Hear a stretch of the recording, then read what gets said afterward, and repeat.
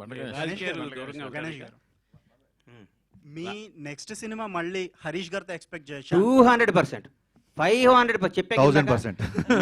మల్లె పువ్వుని తల్లో పెట్టుకోవచ్చు, దేవుడి దగ్గర పెట్టచ్చు, ఇంకో దగ్గర పెడతారు. డైరెక్టర్ అనే బ్లాక్ గబ్బర్ సింగ్ స్థాయి సినిమా తీపదన్న పేరు బండ్ల గణేష్ కదా, హరీష్ శంకర్. హరీష్ గారు మీరు తీసిన సినిమాల్లో గబ్బర్ సింగ్ కి చాలా స్పెషల్ ప్లేస్ ఉంది. పవన్ గారితో మీ సినిమా కోసం చాలా మంది వెయిట్ చేస్తున్నారు. ఆల్రెడీ ఉస్తాద్ భగత్ సింగ్ టీజర్ అనేది చాలా మంది కిక్ ఇచ్చింది ఫ్యాన్స్ కి. ఇప్పుడు మీ నెక్స్ట్ సినిమా అదే ఇమీడియట్ గా సెట్స్ మీదకి వెళ్ళబోతుందా? మొన్ననే కళ్యాణ్ గారిని కలిసామండి. మీకు ఆల్రెడీ మిగతా సినిమాల స్కెడ్యూల్స్ కూడా వస్తున్నాయి కదా. కళ్యాణ్ గారు మళ్ళీ హరిహర వీరమల్లు, ఓజీ, అలాగే ఉస్తాద్ భగత్ సింగ్ 3 రెజ్యూమ్ చేస్తున్నారు.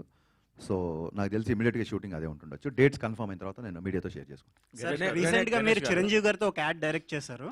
మళ్ళీ చిరంజీవి గారితో సినిమా ఏమన్నా అప్పుడు డిస్కషన్ జరిగిందా? ఖచ్చితంగా అండి. చిరంజీవి గారు ఎప్పుడు కలిసినా, నేను ఆయన ఎప్పుడు కలిసినా ఫస్ట్ నేను మాట్లాడేది, సార్ మన కాంబినేషన్ సినిమా అలా ఉండాలి, ఇలా ఉండాలి, ఏం ఆడుకుంటాం. మన యాడ్ కూడా చాలా ఎంటర్టైనింగ్గా వచ్చిన యాడ్, ఆయనకి బాగా నచ్చింది. డబ్బింగ్ చెప్తున్నప్పుడు చాలా అప్రిషియేట్ చేశారు.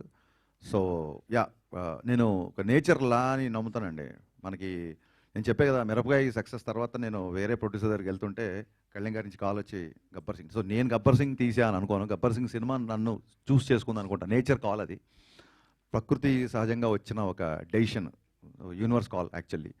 సో అందుకు నేను చిరంజీవి గారితో కూడా ఆ యూనివర్స్ ఆ కాల్ తీసుకున్నప్పుడు I think it will happen అండి. నేను కూడా వెయిటింగ్ అండి. గణేష్ గారు మొన్న